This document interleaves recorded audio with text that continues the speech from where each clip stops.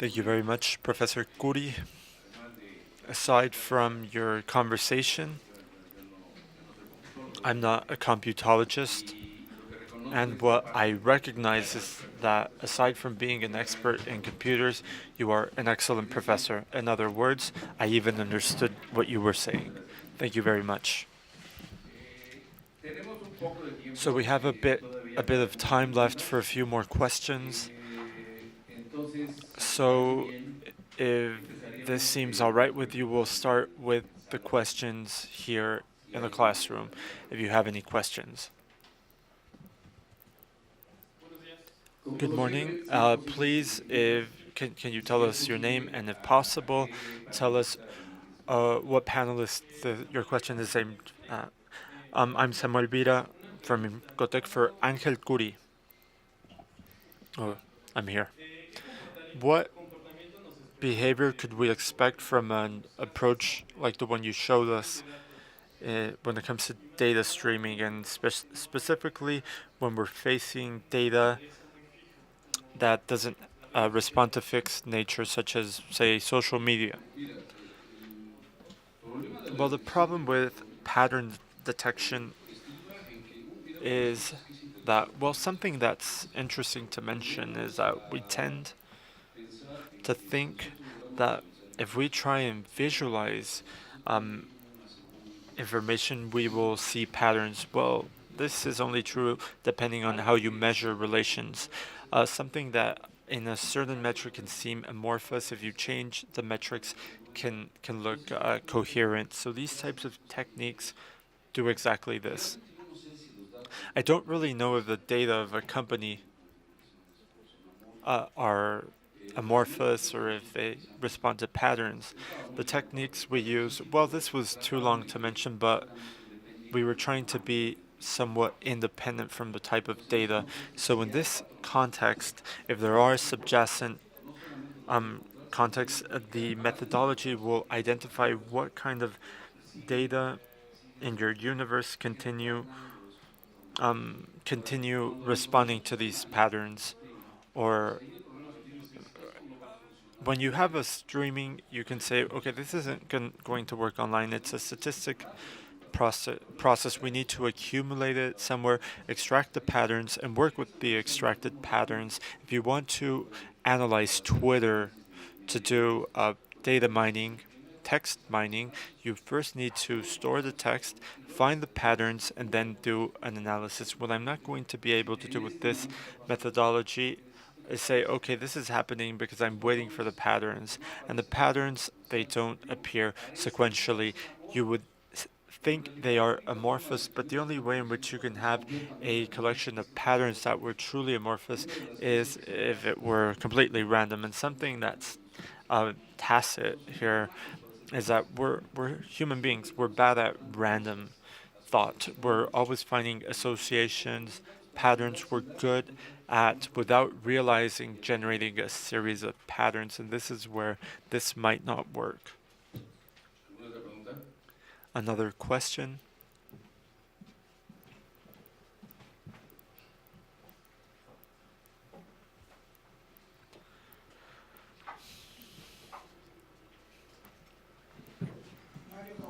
Mario Hawaii from INEGI. I do topological imaging. In the case of Andrew and Michael, my question would be, for the application of your methodologies, are you considering the different fractal forms of images, Luthans, temporality, and radiometry, and what Dr. Curry was mentioning, the depth of pixels, because now we're working on 3D, and this implies a cubic form, as you mentioned. Ahora necesitamos una traducción. ¿La puedes hacer o le pedimos a alguien que la haga? Can you make it in English? ¿Por qué no traen ¿no traen chicharrón? So, part of it, to answer part of the question about fractals, I think no. Oh, I should speak into the micro, sorry.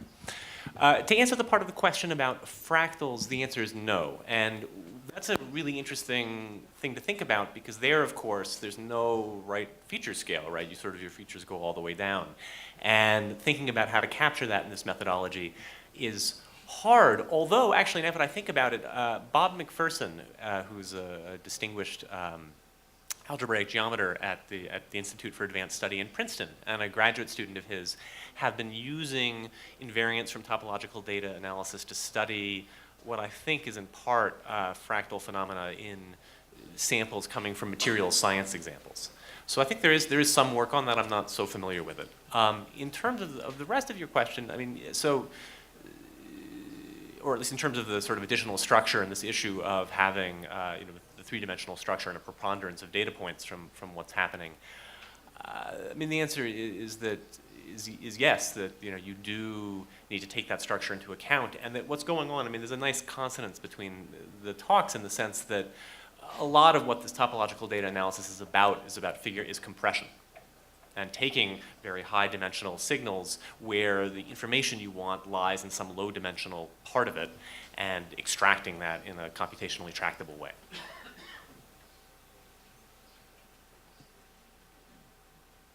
Okay, thank you. I think Malors have a question. Maybe first Malors, please.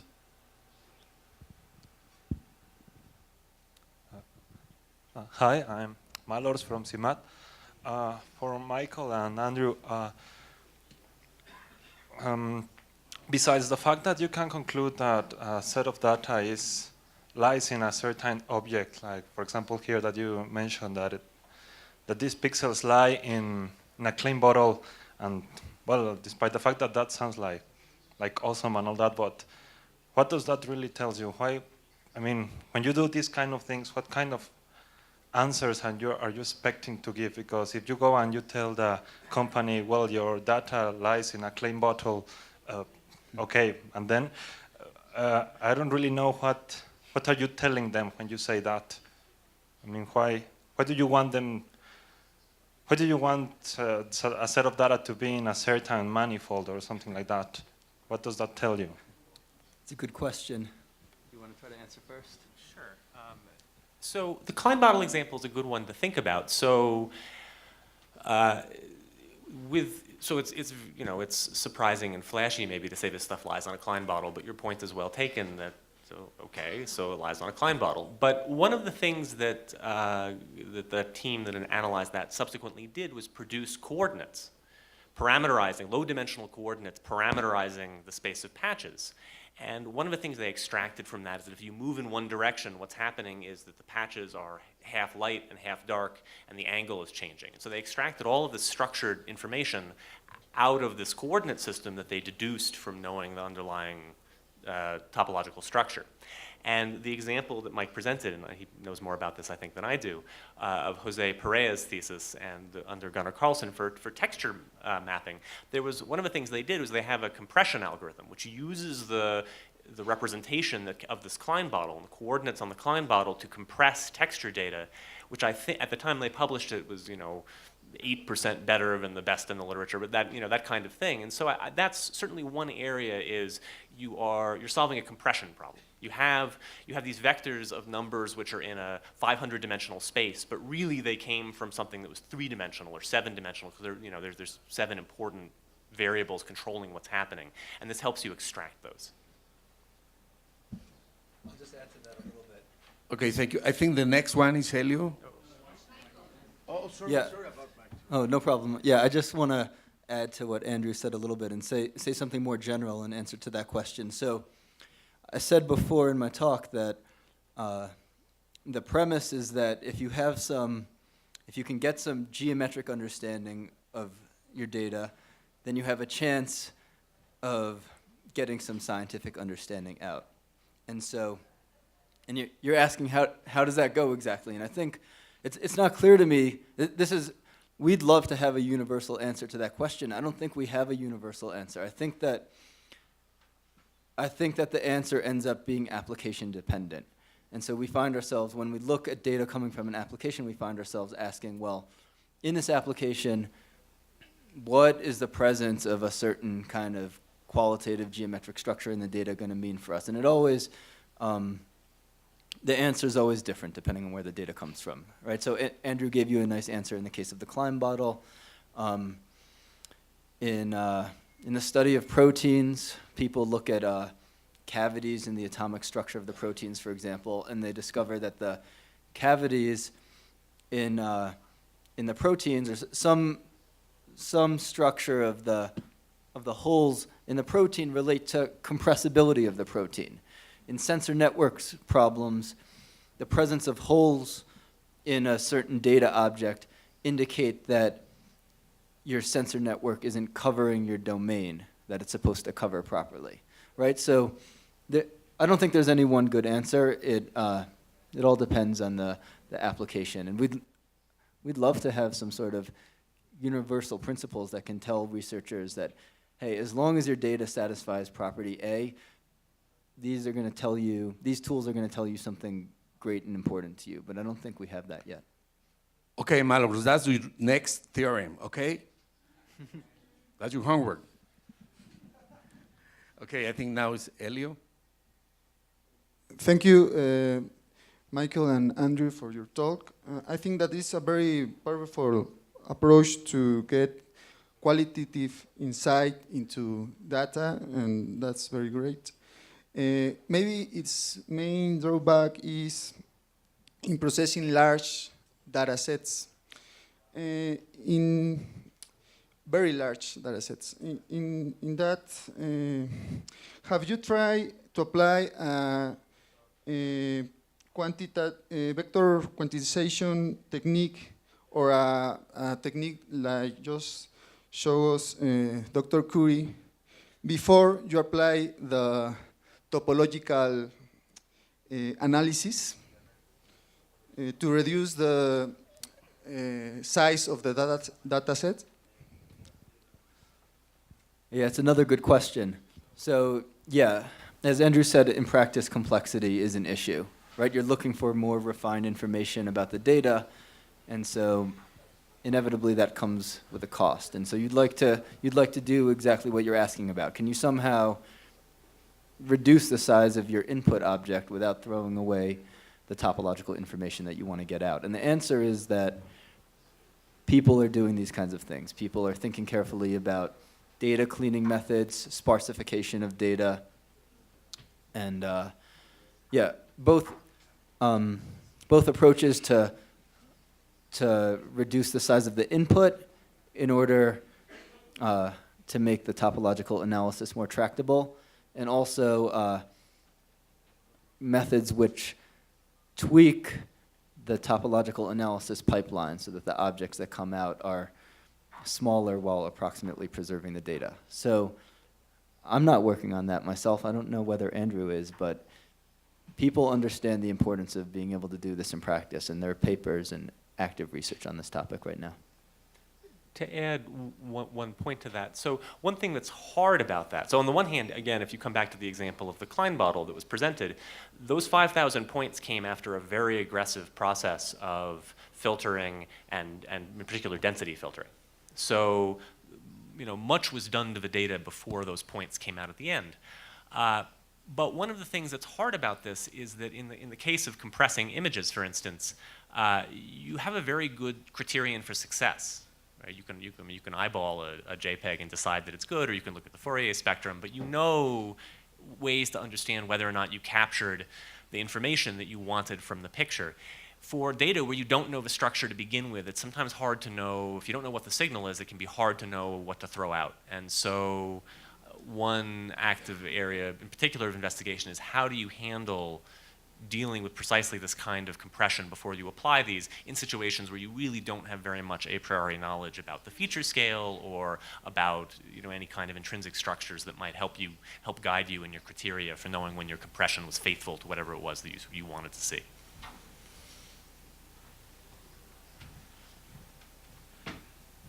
Okay, thank you.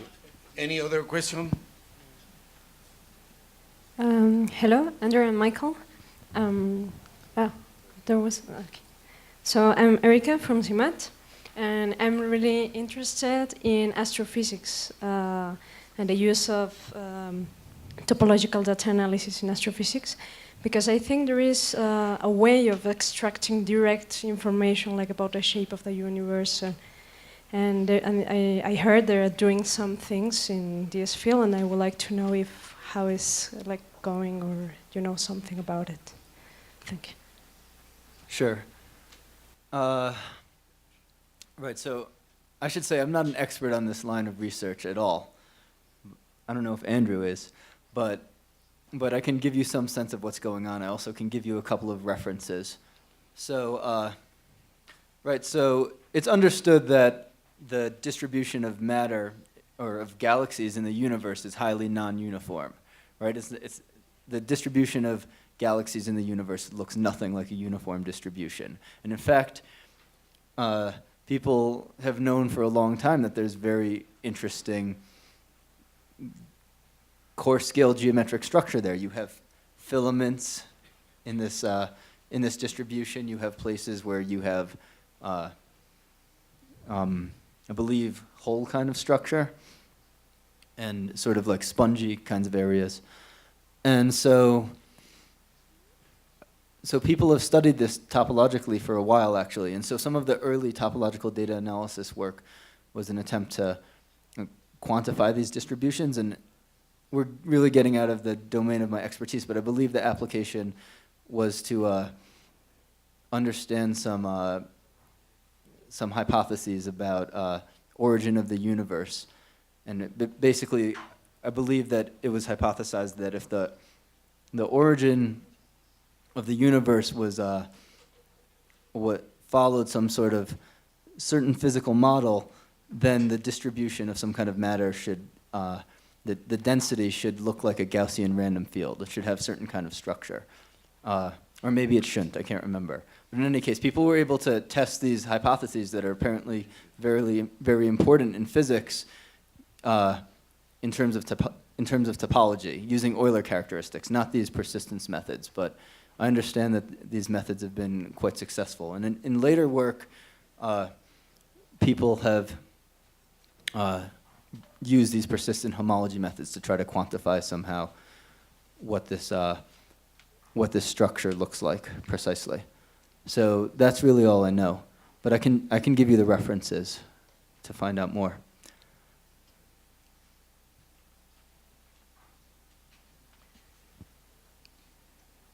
I think you were next.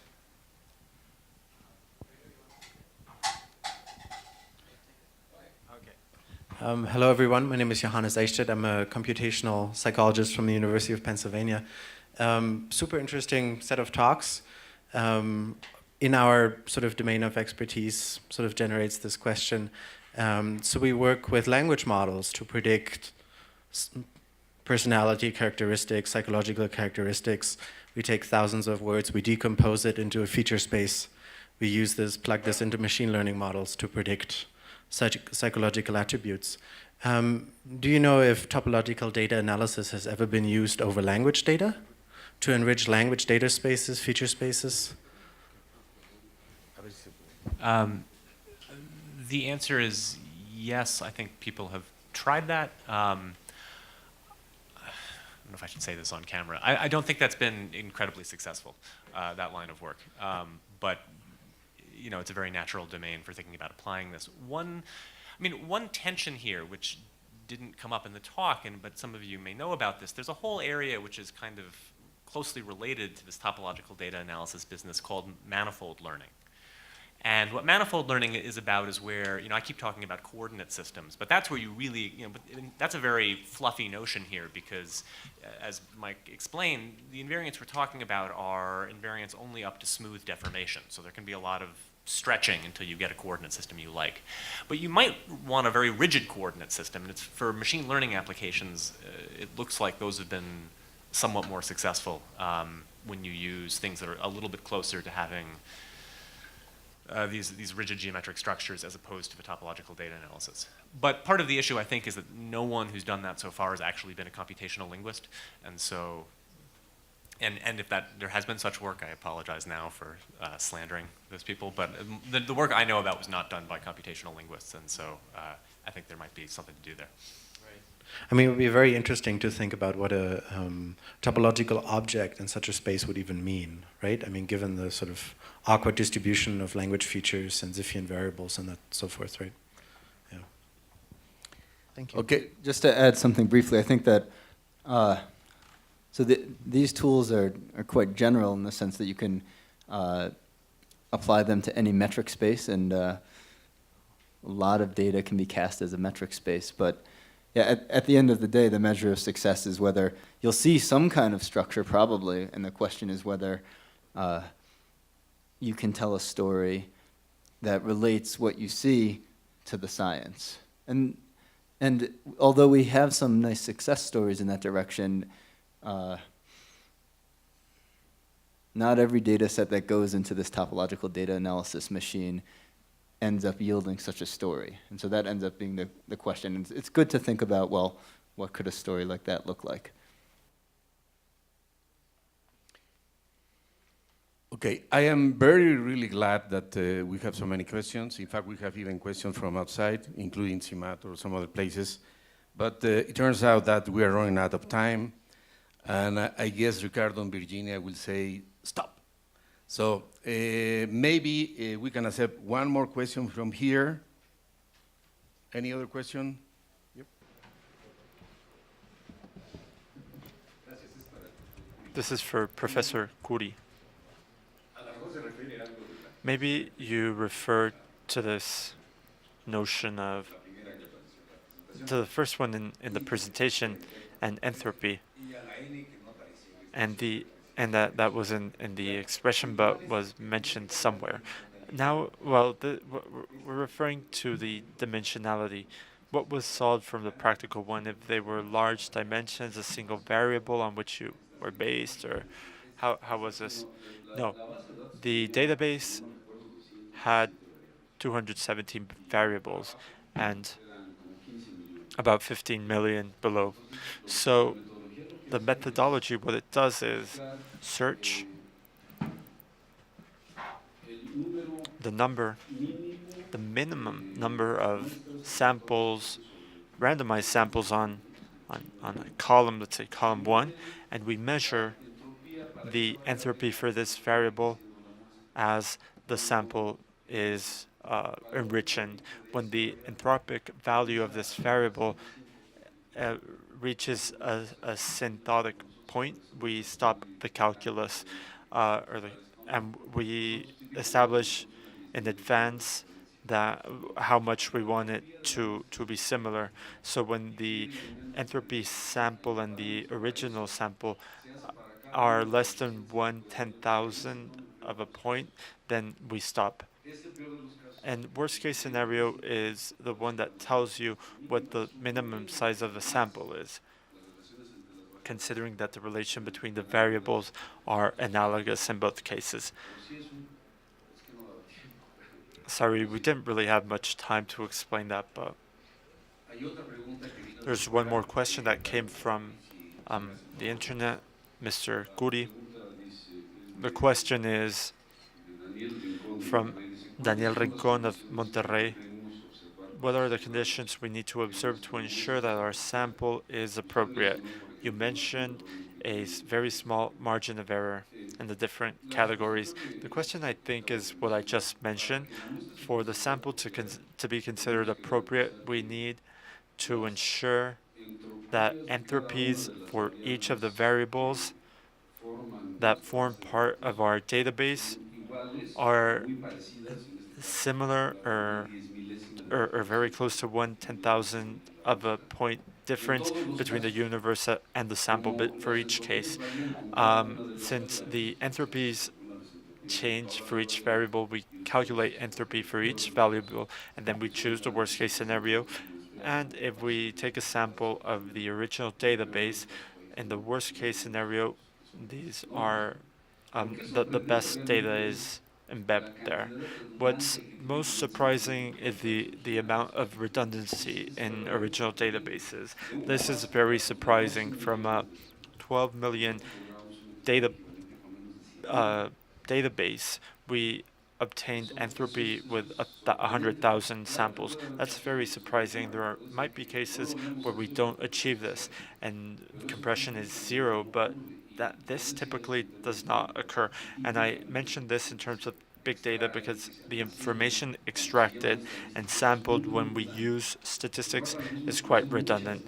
We save the information over and over and over. And something I mentioned, sorry, I didn't mention this, but we did sensitivity analysis for variables. There are many variables that are just in our way, so we just removed them. We did vertical compression and chose only the ones we needed. So we did compression.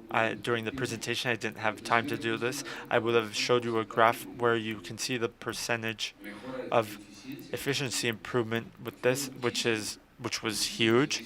It became much more efficient because consultation is much faster. Instead of consulting a huge distributed database, you consult a reduced one, and results were the same. They tested this for 6 months, and when they realized that it gave equivalent results, they put it into place. So notwithstanding papers, this is being used, and that's a message that can be used. And one of the objectives of this forum is to propose applications when you have for these huge databases. I think this suggests a way of dealing with this problem in a more efficient manner. Well, thank you very much. And well, there's many more questions. I think even from you here, many questions from the internet, some of them from the CIMAT, but time's up. So that next session will begin at 1:15.